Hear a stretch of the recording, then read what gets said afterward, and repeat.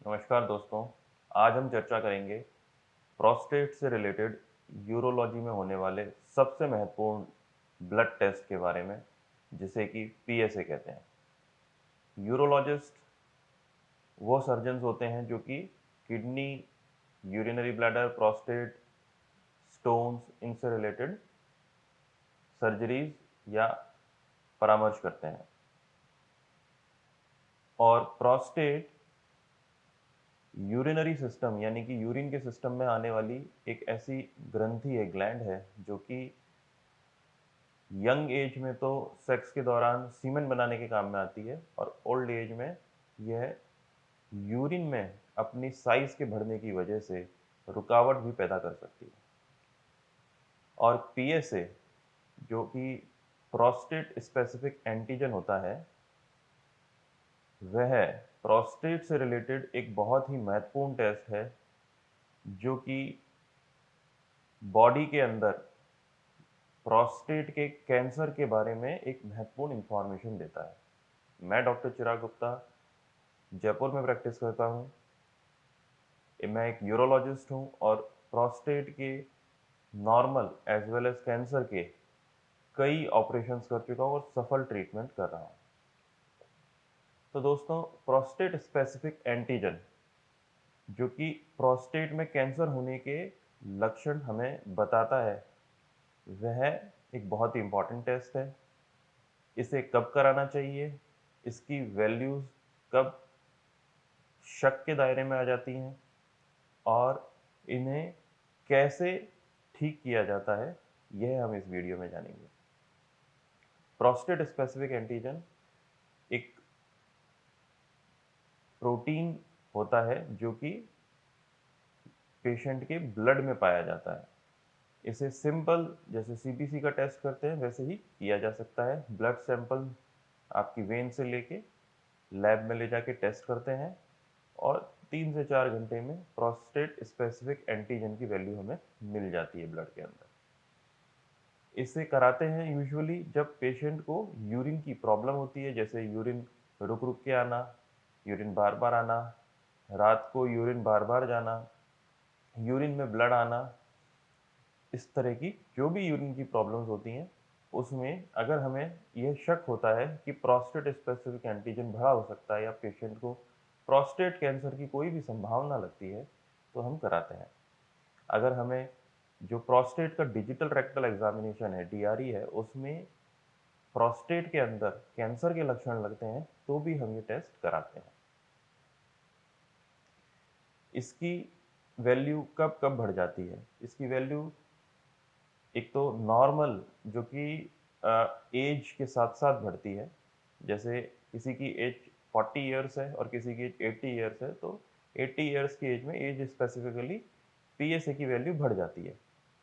ये size specific भी होता है, जिसमें प्रोस्टेट की ग्लैंड अगर किसी की 20 ग्राम की है और किसी की 80 ग्राम की है, तो साइज स्पेसिफिक में भी ये वैल्यू बढ़ती चली जाती है। प्रोस्टेट की नॉर्मल प्रॉब्लम्स में, यानी कि नॉर्मल एनलार्जमेंट में, बिनाइन एनलार्जमेंट में भी पीएसए की वैल्यू बढ़ी हुई मिलती है।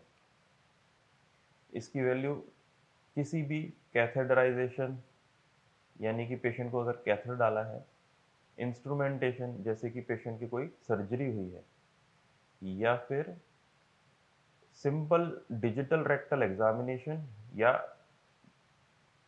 मास्टरबेशन से भी या सेक्स करने से भी प्रोस्टेट स्पेसिफिक एंटीजन की वैल्यू ब्लड में बढ़ सकती है। तो इसलिए घबराने की कोई बात नहीं है, जिससे कि हम insignificant rise of prostate cancer, prostate specific antigen से घबराएं नहीं। और अगर यह वैल्यू एक लिमिट तक बढ़ के वापस आ जाती है, तो उसको हम नॉर्मल मानते हैं। इसकी वैल्यू इन्फेक्शंस में काफ़ी ज़्यादा बढ़ जाती है। कई बार ये 10 तक हो जाती है, 20 तक हो जाती है, अगर पेशेंट को सीवियर प्रोस्टेटाइटिस के इन्फेक्शन है। इसकी वैल्यू किसी भी प्रोस्टेट के अंदर चोट लगने से बढ़ सकती है। तो बहुत सारी कारण होते हैं प्रोस्टेट स्पेसिफिक एंटीजन के, और जो सबसे महत्वपूर्ण कारण होता है जिसके लिए हम इसको टेस्ट कर रहे हैं या फिर जिसके लिए इसको स्पेसिफिक माना जाता है, वह है प्रोस्टेट कैंसर में पीएसए का बढ़ना। प्रोस्टेट स्पेसिफिक एंटीजन प्रोस्टेट की सेल्स के द्वारा सिक्रीट किया हुआ एक प्रोटीन होता है जो कि कैंसर के पेशेंट्स में ब्लड के अंदर बढ़ जाता है।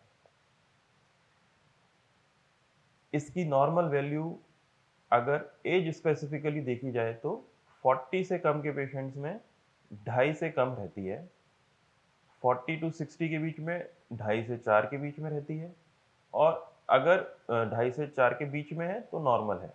और अगर देखा जाए कि 4 से ज़्यादा क्या है, तो 4 से ज़्यादा 10 तक इस टेस्ट का जो रिजल्ट है हम इंटरमीडिएट ग्रुप में डालते हैं, जिसमें कि चांसेस ऑफ हैविंग कैंसर यानी कि कैंसर के होने के चांस लगभग 25% तक रहते हैं।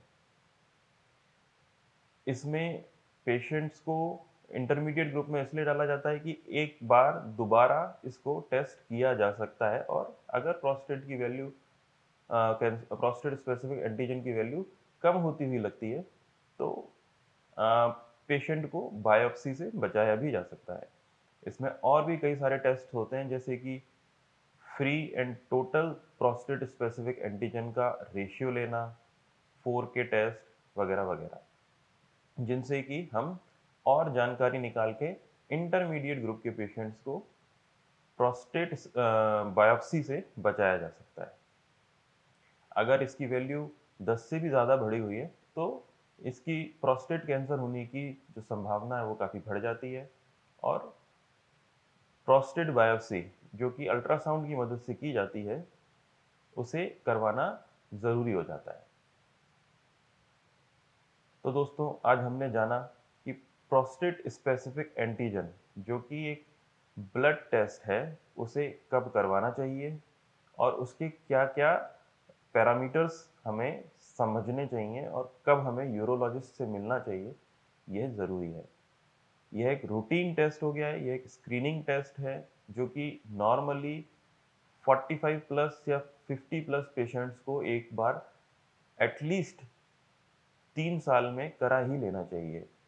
इसके द्वारा हम प्रोस्टेट कैंसर को बहुत ही अर्ली स्टेजेस में पकड़ सकते हैं, और अगर एक बार वो है सही समय पर हमें पकड़ में आ जाता है प्रोस्टेट कैंसर, तो उसका पूरा ट्रीटमेंट सफल रूप से पॉसिबल है। प्रोस्टेट कैंसर का क्योर पॉसिबल है। यह आपको बहुत ही ज़रूरी समझना चाहिए कि प्रोस्टेट कैंसर का ट्रीटमेंट पूर्णतः संभव है, क्योर संभव है, अगर उसे अर्ली स्टेजेस में मिल जाए तो पीएसए उसका एक बहुत बड़ा टूल है, और इसीलिए 50 प्लस पेशेंट्स को 3 से 4 साल में एक बार अपना पीएसए चेक करा लेना चाहिए।